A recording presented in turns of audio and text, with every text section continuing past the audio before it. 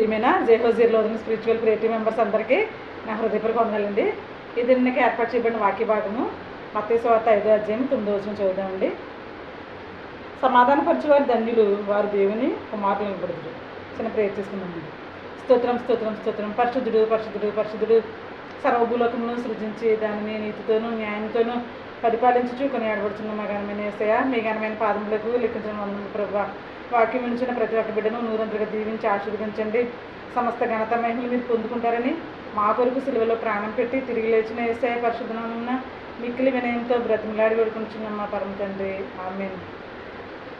ప్రభునందు ప్రియమైన సహోదరి సహోదరులారా, మరొకసారి నా హృదయపూర్వక వందనాలు తెలియజేస్తున్నానండి.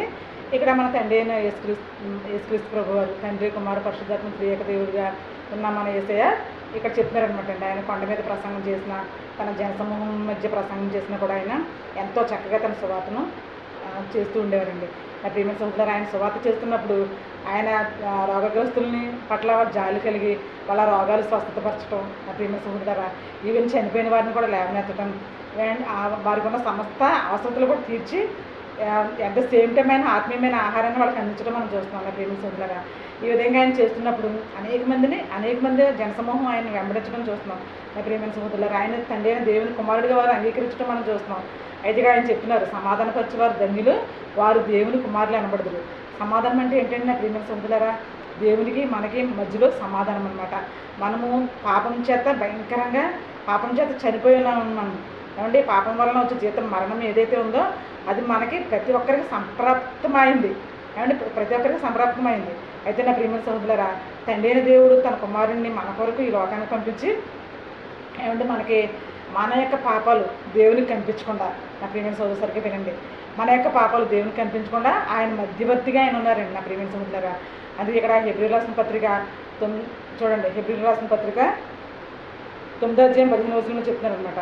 ఆయన క్రొత్త నిబంధనకి మధ్యవర్తిగా ఉన్నాడండి. ఆయన క్రొత్త నిబంధనకి మధ్యవర్తిగా, ఎందుకంటే యేసుప్రభు గారు మన కొరకు ఈ లోకానికి వచ్చి చనిపోయి సిలువేయబడి చనిపోయి అండ్ తిరిగి లేచి మనకి ఆయనకి తండ్రి దేవునికి మనకి మధ్యవర్తిగా ఆయన ఉన్నాడండి.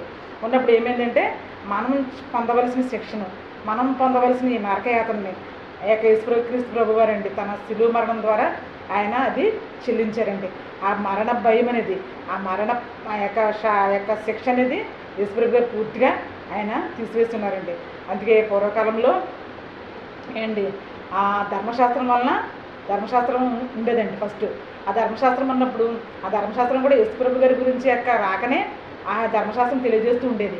అయితే నా ప్రియమైన సహోదరులు, మన పూర్వీకులు ఆదాము దగ్గర నుంచి ఏమండి యేసుప్రభు గారు పుట్టే వరకు కూడా వారందరూ ఏం చేశారంటే దహన బలులు అర్పించడం, వాళ్ళ యొక్క కుమార్తెల గురించి, వాళ్ళ కుమారుల గురించి, వాళ్ళ యొక్క జనాంగం గురించి, వాళ్ళ యొక్క రాజ్యాల గురించి దహన బలులు అర్పించడం మనం చూస్తున్నాం. ఏమంటే దేవుడు సహాయం చేస్తే వారికి దేవుడు మా యొక్క యుద్ధంలో వాళ్ళకి విజయాన్ని ఇస్తే దేవునికి కృతజ్ఞతార్పణలు చెల్లించేవారు.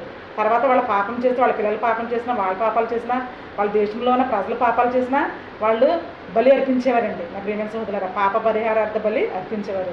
అయితే కానీ యేసుక్రీస్తు ప్రభు వారు వచ్చిన తర్వాత ఆయన మనకి మధ్యవర్తిగా ఉండి మనకి తండ్రి దేవునికి సమాధానాన్ని కలగ చేసాడండి. ఆయన సమాధానాన్ని కలగ చేసినందువలన ఏమైందంటే మనం ఇప్పుడు దేవుడు మనల్ని చూస్తుంటే మనం ఆయన కుమార్తెలుగా మనం స్వీకరించబడుతున్నాం. నా ప్రియమైన సహోదరులారా, చూడండి ఎంత చక్కటి మాట ఇది. ఆయన నిత్య నిబంధనగా మనకి ఆయన మధ్యవర్తిగా ఆయన వచ్చారండి. నూతన నిబంధనగా ఆయన వచ్చారు. నా ప్రియమైన సహోదరులారా, మనకి ఏదైతే శాపం, ఏదైతే పాపం, ఏదైతే నరకయాతన ఉందో అది అంతా కూడా దేవుడు పూర్తిగా తీసివేశాడండి. అయితే ఇక్కడ ఒక కండిషన్ పెట్టారు తండ్రి అయిన దేవుడు. ఏంటంటే ఆయన యేసుక్రీస్తు ప్రభు వారు ఆయన అవసరం లేకపోయినా ఆయన సర్వాధికారం మన మీద ఉందండి. నా ప్రియమైన సోదరులారా, అయినప్పటికీ దేవుడు మనల్ని ప్రేమించి తన కుమారుని ద్వారా మనకి రావాల్సిన శిక్షను తొలగించి మనకి సంపూర్ణమైన స్వస్థతను, సంపూర్ణమైన ఆత్మీయ స్వస్థతను, కుమారత్వాన్ని మనకు అనుగ్రహించారండి. కానీ మనం ఏం చేయాలంటే నా ప్రియమైన సోదరులారా, దేవుడని మనం నోటితో ఒప్పుకోవాలండి. దేవుడని మనం నోటితో ఒప్పుకున్నప్పుడు తప్పకుండా ఆయన మనం క్షమించే దేవుడు అయినాడండి, మనం స్వస్థపరిచే దేవుడు అయినాడండి, మనం కుమారులుగా స్వీకరించే దేవుడు అయినాడండి. నా ప్రియమైన సహోదరులారా, అందుకే ఇక్కడ చూడండి లోకస్వార్త 12:35 వచనంలో చెప్తున్నాడు, ఏమండి మీరు నడుములు కట్టుకుని మీ దీపం వెలుగు చూడనీయుడు. ఏమండి తర్వాత మనం ఏం చేయాలంటే పెండ్లి కుమారుని కొరకు ఆ యొక్క పెండ్లి కుమారుడు వచ్చినప్పుడు మనం ఏ విధంగా అయితే సిద్ధంగా ఉన్నామో ఆ సిద్ధంగా ఉన్నప్పుడు పెళ్లి కుమారుడు మనతో కలిసి ఆయన భోజనం చేస్తాడంట నా ప్రియమైన సోదరులారా. అట్ ద సేమ్ టైం ప్రకటన గ్రంథం 3వ అధ్యాయం 20 వచనంలో కూడా, నేను తలుపు వద్ద నిలుచుని తట్టుచున్నాను, ఎవడైనా నా స్వరము విని తలుపు తెస్తే నేను వానితో కూడా నేను భోజనం చేస్తాను. ఏమండి, నేను వానితో భోజనం చేస్తాను, నాకు నా సింహాసనం ఏదైతే ఉందో, తండ్రి నాకు ఇచ్చిన సింహాసనం ఏదైతే ఉందో ఆ సింహాసనం మీద కూర్చుండనిస్తాను అంటున్నాడు ఆయన, యేసుక్రీస్తు ప్రభు వారండి. ఎంత గొప్ప మాట చూడండి నా ప్రియమైన సోదరులారా. మనం ఎవరింటికైనా వెళ్తే వాకిలి ముందే మాట్లాడతారండి, మెట్ల మీదే మాట్లాడతారు, లేకపోతే వాకిట్లో మాట్లాడతారు ఎవరింటికైనా వెళ్తే. కానీ ఇక్కడ యేసయ్య ఏమంటున్నాడంటే, నేనుండే సింహాసనం మీద మిమ్మల్ని కూర్చోబెడతానని చెప్తున్నాడండి. నా ప్రియమైన సహోదరులను ఎంత భాగ్యమో చూడండి. ఆయన తలుపు వద్ద నిల్చుంటూ తట్టుచున్నాడంట. ఎవరైనాను ఆయన స్వరం విని తలుపు తీస్తే వెల్ అండ్ గుడ్, అదర్వైజ్ నిత్య నాశనానికి మనం వెళ్ళిపోవాల్సి వస్తుందండి నా ప్రియమైన సహోదరులారా. అందుకే ఇక్కడ మత్తయి సువార్తలో 5వ అధ్యాయం 9వ వచనంలో, సమాధాన పరచువారు ధన్యులు, వారు దేవుని కుమారులు అనబడదురు. నా ప్రియమైన సహోదరులారా, సమాధానం పరచాలండి. పాపంలో ఉన్న అనేక మంది జనాంగాన్ని మనం సమాధానం పరిచేవారిగా మనం ఉండాలండి నా ప్రియమైన సహోదరులారా. యేసయ్యకి తలుపు కొట్టే అవసరం లేదండి. ఎందుకంటే ఆయన తండ్రి ఏదైతే చెప్పి ఉన్నాడో అది అంతా కూడా కంప్లీట్గా ఫుల్ఫిల్గా చేశాడండి. ఆయన చేసిన తర్వాత ఏమన్నాడంటే, కృప ద్వారా మాత్రమే మీరు, విశ్వాసం ద్వారా కృప చేతనే మీరు రక్షింపబడి ఉన్నారు, ఇది మీ వలన కలిగినది కాదు, దేవుడు మనకి ఇచ్చే వరం అని చెప్తున్నాడు దేవుడు. అంటే నా ప్రియమైన సహోదరులారా, ఈ యొక్క రక్షణ భాగ్యాన్ని మనం సంతోషంగా మనం చేపట్టుకునే వారిగా మనం ఉండాలండి. ఈ రక్షణ భాగ్యాన్ని మనం గట్టిగా పట్టుకునే వారిగా మనం ఉండాలండి నా ప్రియమైన సహోదరులారా. వాక్యానుసారమైన జీవితాన్ని జీవించాలని దేవునికి మనం అర్థించి దేవుని దగ్గర నుంచి మనం యొక్క సహాయాన్ని పొందుకోవాలండి నా ప్రియమైన సహోదరులారా. ఆ విధంగా పొందుకున్నప్పుడు మనం తప్పకుండా దేవుని కుమారులు అనబడతామండి. ఎందుకంటే ఇప్పుడు కూడా ఆ పాపం క్రియల్లోనే, ఆ పాపపు తలంపుల్లోనే, ఆ పాపపు ఉద్దేశాల్లోనే మనం ఉంటే కనుక ఆయన కుమారత్వాన్ని మన దగ్గర నుంచి తీసివేసి చెప్తున్నాడు ఆయన, నా తండ్రి చేత ఆశీర్వదింపబడిన వాళ్ళారా నా దగ్గర రండి అంటున్నాడు. ఎవరైతే ఇంకా ఆయనకు సువార్త విని ఇంకా విశ్వాసం లేకుండా అది పెడచెవిని పెట్టి వారి ఇష్టానుసారమైన జీవితాన్ని జీవిస్తున్నారో వారిని నా తండ్రి చేత శపింపబడిన వాళ్ళారా, ఇదిగో భూమి పుట్టిన దగ్గర నుంచి కూడా మీ కొరకు సిద్ధపాటు చేసిందట, సిద్ధపరచబడిందట నరకం. పరలోక రాజ్యము సిద్ధపాటు అయిందండి, నరకం కూడా సిద్ధంగా ఉంది. అయితే మనమే నరకానికి వెళ్ళాలా పరలోకానికి వెళ్ళాలా మనమే డిసైడ్ చేసుకోవాలండి నా ప్రియమైన సహోదరులారా. అందుకే ఈ బహుమానాలు, పరలోకమైన బహుమానం ఒక చోట ఉంది, నరకమైన శాపం ఒక చోట ఉంది, రెండు పక్కపక్కనే ఉన్నాయి.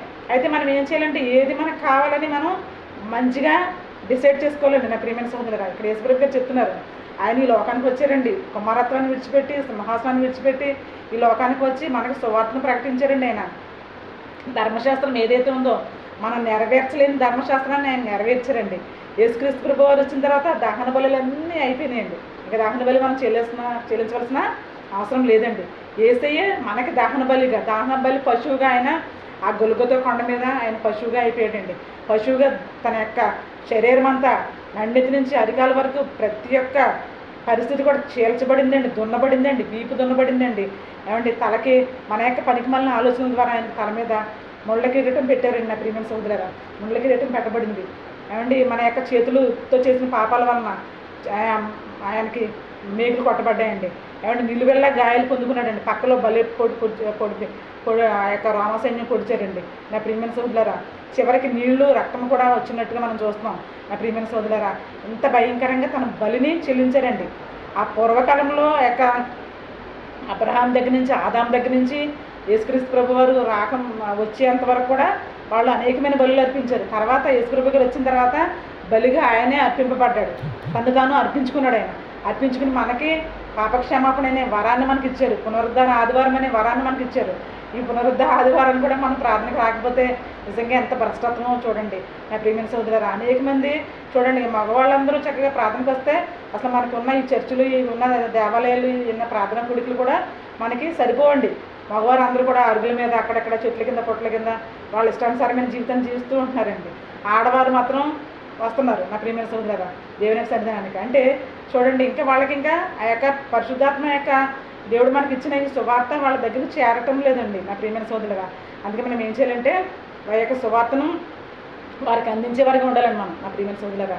ఆ విధంగా అందించినప్పుడు తప్పకుండా వారు ప్రభువని నోటితో ఒప్పుకుంటారండి. మనం చాలాసార్లు చెప్పుకున్నాం. మనం ఎప్పుడైనా మనం వాక్యం చెప్పినప్పుడు వాక్యమే కృపాసత్య సంపూర్ణుడిగా వారి మధ్యలో నివసించి వాళ్ళు చేసేది తప్పని వాళ్ళు రియలైజ్ అవుతారండి, చేసేది తప్పని వాళ్ళు ఒప్పుకుంటారు.